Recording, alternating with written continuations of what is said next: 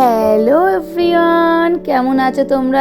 আশা করছি তোমরা খুব খুব ভালো আছো। আমি কিন্তু বেশ ভালো আছি আমার ছোটো পাখিকে নিয়ে। আমার ছোটো পাখি কিন্তু এখন ঘুম থেকে উঠছে, কিন্তু উনি উঠবেন না। আমি এখানে তাড়াতাড়ি তুলে দিচ্ছি, কারণ ও তাহলে 10টা সাড়ে 10টার মধ্যে উনি আবার ঘুমিয়ে পড়বেন। ওই জন্য তখন ঘড়ি কাটা প্রায় 7:30 বাজে। ওনাকে তখন আমি তুলে দেওয়ার চেষ্টা করছি, আর উনি তো উঠবেন না। ওনাকে যা হোক করে তুলে দেওয়ার চেষ্টা করছি। তুলে তারপর ওনাকে খাইয়ে দাইয়ে একটু ওনার সাথে খেলে ওনাকে তারপর 10টা সাড়ে 10টা নাগাদ ঘুম পাড়িয়ে তারপর আমি চলে যাবো হচ্ছে রান্নাঘরে। আর এই যে উনি ঘুম থেকে উঠেছেন অনেক কষ্ট করে, অনেক যুদ্ধ করে, কিন্তু সে আর বললে হবে? ঘুম থেকে উঠে মায়ের 10 মিনিট আদর খেতে হবে, মাকে গলা জড়িয়ে ধরতে হবে। উনি ওরকম করবেন তবে ওনার ঘুমটা ভাঙবে। আর এখানে উনি কিন্তু বসে বসে আমার কথা শুনছে। আর এই যে আমি একটু ক্যামেরাটা দেখাচ্ছি ওনাকে, কিন্তু তাতে আর কি হয়, উনি উঠবেন না। আর ওনাকে তারপর খায় দায় ওনার বাবার সাথে আমি বাইরে পাঠিয়ে দিয়েছিলাম, কারণ হচ্ছে উনি যদি দেখেন আমি ঘরটা ঝাড় দিচ্ছি, আমাকে আর কিন্তু ঘর ঝাড় দিতে দেবে না। সেই ঝাড় কিন্তু উনিই দেবেন, আমার পুত্র। কেন, ঝাঁটাটাকে কিন্তু উনি নেবেই। আমার হাতে ঝাঁটাটা 5 মিনিটের জন্য কি 1 সেকেন্ডের জন্যও থাকবে না। এসে এমন যুদ্ধ করবে, ঝাঁটাটা ওনাকে বাধ্য হয়ে দিয়েই দিতে হবে। আর এই ঝাঁটা নিয়ে সারা ঘর ঘুরে বেড়াবে ঘরটা ঝাড় দেওয়ার জন্য। ওই জন্য বলেছি খাইয়ে দেয় তুমি একটু বাইরে নিয়ে চলে যাও, ততক্ষণ আমি ঘরের কাজগুলো ফটাফট শেষ করে ফেলি। ফটাফট শেষ করে তারপর আবার নিয়ে আসবে, নাহলে বাইরে যে পরিমাণে গরম পড়েছে, আমার ছেলে তো থাকলে পুরো ঘেমে নিয়ে স্নান করে যায়। ওই জন্যই বলেছি আমি খালি ঘরটা মুছে নিই, তাহলেই আমার হয়ে যাবে, ব্যাস। তারপর এসে ঘরের মধ্যে খেলুক, আমি টুকটাক কাজগুলো তখন সারবো। উনি থাকলে তো আমার ঘরটা ঝাড় দেওয়া হয় না। উনি যখন ঘুমান ফোন, তারপর উজান রাতে যখন ঘুমাবে তখন আমি ঘর পর ঝাড় দিই। উজান রাতে জেগে থাকলে আমি কোনো কাজ তেমনভাবে করতে পারি না। তোমাদের বাচ্চারাও কি এত দুষ্টু? আমার ছেলে কিন্তু প্রচুর দুষ্টু। আর এই দিকে তো আমার কাজকর্ম মোটামুটি হলো। এবার রান্না করা যাবে হচ্ছে বাসন মাজতে বলছি, দেখছো বাসন তো মেজে দিয়ে চলে গেছে দিদি। যে দিদি আমাদের বাসন মাজে সেই দিদি বাসন মেজে দিয়ে চলে গেছে। আমারগুলো এখন পালা হচ্ছে খালি বাসনগুলোকে রেখে তুলবো, যেখানকার জিনিসপত্র সেখানে সব সুন্দর করে সাজিয়ে গুজিয়ে রাখবো। আর রান্নাঘর যদি টিপটপ সুন্দর থাকে, রান্না করতে এমনিই ভালো লাগে। বেশ গোছানো গাছানো থাকলে রান্না করতে কিন্তু বেশ ভালো লাগে। আর এই ভিডিওটা হচ্ছে আজকে হচ্ছে আমার দেওর মশাইয়ের জন্মদিন ছিল, সেই জন্মদিনে কিছু রান্না বান্না ছিল। আর ওদিকে চলে গেছিলো হচ্ছে এবার বড়মশাই গেছিলো হচ্ছে বাজারে, ছেলেকে রেখে চলে গেছিলো বাজারে মাছ মাংস বলে দেখি কি আনবে, মনে মাছ মাংস দুটোই নিয়ে আসবে, নিয়ে এসে আবার রান্না করবো। তার আগে আমি ওইদিকে পায়েস বসাবো, এদিকে গুছিয়ে গাছিয়ে চলে যাবো হচ্ছে পায়েস করতে।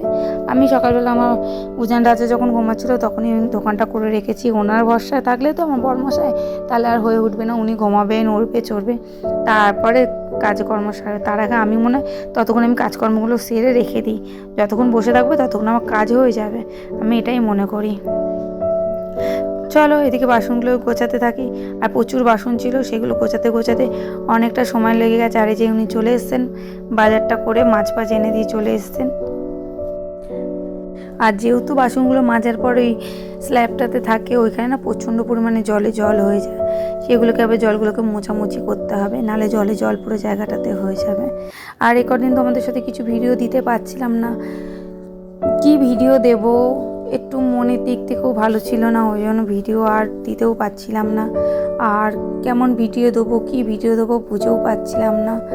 তোমাদের আগেও বলেছি, এর আগে আমার ইউটিউবে যেন তো চ্যালেঞ্জ ছিল, দুটো চ্যালেঞ্জ, কিন্তু দুটোর মধ্যে একটাতেও আমার কিচ্ছু হয়নি। ওই জন্য আবার নতুন করে এই চ্যানেলটা খুলেছি। এই চ্যানেলটা যদি আমার দাঁড়ায় তো দাঁড়াবে, না দাঁড়ালে আমি মনে করছি আমি আর এই ইউটিউবের দিকে আসবোই না।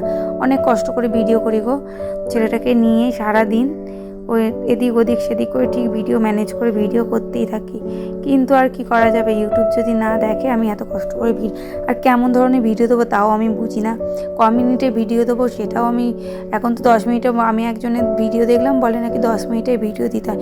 এটা কি সত্যি আমি জানি না। যদি আমার কেউ যারা ইউটিউব করো বা কিছু, যদি কেউ আমাকে প্লিজ একবার কমেন্ট করে জানাবে যে 10 মিনিটের ভিডিও দিতে হয় না তার কম ভিডিও দিলেও হয়, আমি না ঠিক জানি না।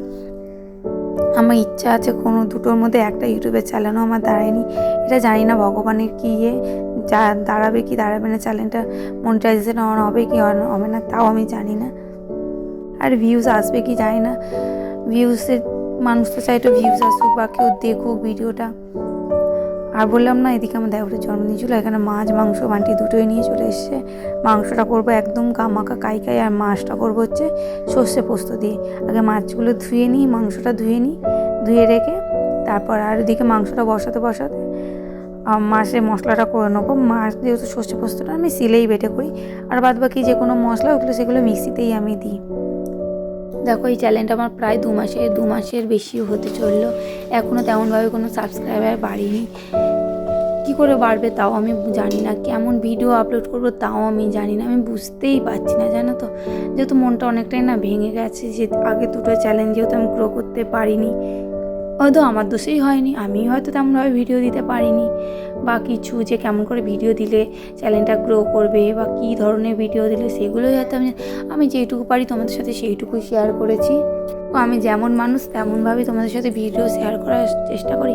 ক্যামেরার বাইরে আর ক্যামেরার সামনে আমি চাই না এরকম করতে, এখনও পারি না, যেদিন পারবো হয়তো কি চ্যানেলটা তো গ্রো করে। আমি তেমন করে আমি চেষ্টা করি ভিডিও করার জন্য। খুব সুন্দর না, খুব হাই ফাইও না, আমি নর্মাল মধ্যবিত্ত ঘরের বউ, আমি মধ্যবিত্ত ঘরের মেয়েও ছিলাম, তেমনভাবে তোমাদের প্রেজেন্টেশন আমি দিই, যে ভিডিওটাও এরকম করে দিই। এবার তোমরা দেখবে কি দেখবে না, সবার তো ভালো লাগবে না ভিডিও দেখতে, বা আমি যেমন করে দিই তেমন। আর এই দেখেছো ক্যামেরাটা আমার পড়ে গেছে, যেহেতু তোমাদের আগে বলেছিলাম না আমার ইয়েটা খারাপ হয়ে গেছে, সেই স্ট্যান্ডটা না খারাপ হয়ে গেছে, একটা কিনবো করে আর কেনা হচ্ছে না।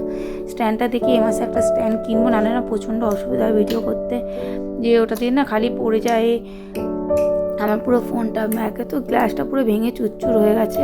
দেখি আজকে যদি পারি তো সন্ধেবেলা যাবো গ্লাসটা চেঞ্জ করতে। আর এদিকে দেখেছো রান্নাবান্না করে দেখো আমার ছেলে গুল্লুর সাথে স্নান করছে, কী আনন্দ ওনার, কী আনন্দ মানে খুবই আনন্দ। যেহেতু দাদার ভাই দুজনে মিলে স্নান করছে, খুব আনন্দ, ওদের দুজনেরই খুব আনন্দ। আমার ছেলের হাসি দেখো এক গান, আরও দাদাকে পেলে তোর কাউকেই চায় না। আর দেখো কী মেনু হয়েছে তোমাদের বললাম, মাংস কষা, সর্ষে পোস্ত দিয়ে মাছ, ডাল, পায়েস, 3 রকম ভাজাভুজি, ও যেহেতু বেশি খায় না, আর 5 রকম মিষ্টি। তারপর চলে গেছিলাম হচ্ছে বাপের বাড়ি, এখানে ছেলে ঘুমিয়েই পড়েছে দেখেছো, ওকে ঘুমন্ত অবস্থায় নিয়ে চলে যাচ্ছি, রান্নাবান্না সেরে খেয়ে দিয়ে তারপর চলে যাচ্ছি। যেহেতু ভাই চলে যাবে হচ্ছে ব্যাঙ্গালোর, ওই জন্য আমরা আগের দিন সবাই মিলে চলে গেছিলাম ভাইয়ের কাছে, ওই জন্য রান্না বান্না করে একবার তড়িঘড়ি করে বেরিয়ে গেছিলাম। আর এখানে ফুচকা খেয়ে নিচ্ছিলাম। ভাই চলে যাবে ব্যাঙ্গালোরে, কাজে যাবে, এখন আসবে না, সেই আসবে পুজোর সময় বলেছে। ওই জন্য সবারই একটু মনটা খারাপ, যেহেতু চলে গেছে। আর ওই জন্য সেদিনকে হয়েছিল হচ্ছে বিরিয়ানির সন্ধ্যেবেলা, রাত্রিবেলায় আমি যেহেতু বাড়ি চলে এসেছিলাম, খাওয়া দাওয়া করে নিয়ে বাড়ি চলে এসেছিলাম, করেছিলাম হচ্ছে বিরিয়ানি। আমার বরমাসা তো অত ভালো খায় না এইসব, আমরা একটু ভালো খাই, আমি এইসব ভালো খাইও না, এইসব একদমই পছন্দ করে না। আর মায়ের যেহেতু এখানেই ছিল, আমার ভাইয়ের কাণ্ড দেখো, নারকেলটাকে পুরো একদম ওপরে যে খোলাটা পুরো বাদ দিয়ে শুধু ভেতরে শ্বাসটা নেবে। আর এখানে বিরিয়ানিটা সেদিনকে এত ভালো খেতে হয়েছিল যে কী বলবো, নিজে করেছি নিজেই প্রশংসা করছি, না সবাই প্রশংসা করেছে, আর আমি তোমাদেরকে সেটা বলছি। সবসময় এতটা বেশি চালে যেহেতু করা হয় না, বাড়িতে করলে খুব জোর 1 থেকে 1 কিলো 1 কিলো 250 1.5 কিলো এর ভেতরেই সবসময় বিরিয়ানি করা। আর এইখানে করেছিলাম 1 কিলো 250, সরি ভুল বলছি, 2 কিলো 250, 2.5 কিলো চালে বিরিয়ানি করেছি। আমি ভাবছিলাম ভালো হবে কি হবে না, তারপর দেখছি বেশ ভালো হচ্ছে বিরিয়ানি। মশলাটা যদি ঠিক থাকে বিরিয়ানি এমনি সুন্দর হয়ে যাবে। চালটা খুব সুন্দর করে শক্ত শক্ত করে চালটা নামাতে হয়। আর এখানে রান্নাবান্না করে সবাইকে একটু মাংস টেস্ট করতে দিয়ে দিয়েছিলাম। আর এখানে দেখো রান্না কমপ্লিট, মোটামুটি বিরিয়ানি অলমোস্ট ডান। এত ভালো খেতে হয়েছিল যে কি বলবো, খুব সুন্দর বিরিয়ানিটা খেতে হয়েছিল। আমি কি করি বলো তো, একটা লেয়ার পুরো আলু দিই, একটা লেয়ার পুরো মাংস দিই, আর ওইটার মধ্যে কাইফাই ধরা থাকে। আর মাংস আর আলু আমি একসাথে কষিয়ে নিই, ওটা আলুর স্বাদটা বেশ সুন্দর হয় মাংস আর আলু যদি একসাথে কষানো হয়। আর এখানে দেখো সন্ধ্যেবেলা বললাম না তোমাদের যাব, তার পরের দিনের ভিডিও এটা। আর গেছিলাম হচ্ছে ফোনের গ্লাসটা চেঞ্জ করতে, আর কভারটাকে চেঞ্জ করতে গেছিলাম, কেন আমার ছেলে ফোনটাকে ফেলে তার সর্বনাশ করেই রেখে দিয়েছে, কিচ্ছু করে নেই। তারপর ঘুরে ঘাড়ে চলে এসেছিলাম হচ্ছে রূপার বাড়িতে, মিষ্টি মাকে নিতে গেছিলাম।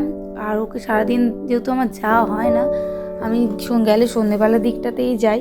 আর এখানে আমার ছেলেকে দেখো, তারপর চেঞ্জ করে ওকে জল খাওয়াবে রূপার, ও কিছুতে খাবে না। চলো তাহলে আজকে এখানেই গল্প শেষ করলাম। সবাই কিন্তু খুব ভালো থেকো, সুস্থ থেকো, গরমে প্রচুর গরম পড়েছে, সবাই নিজেকে খুব ভালো রেখো। আর আমিও নিজেকে খুব ভালো রাখার চেষ্টা করি, আমি নিজে খুব হাসি খুশি থাকার চেষ্টা করি। তাহলে ভিডিওটা যে এখানেই শেষ করলাম, টাটা, নতুন কোনো ব্লগে আবার ফিরে আসবো, বাই বাই।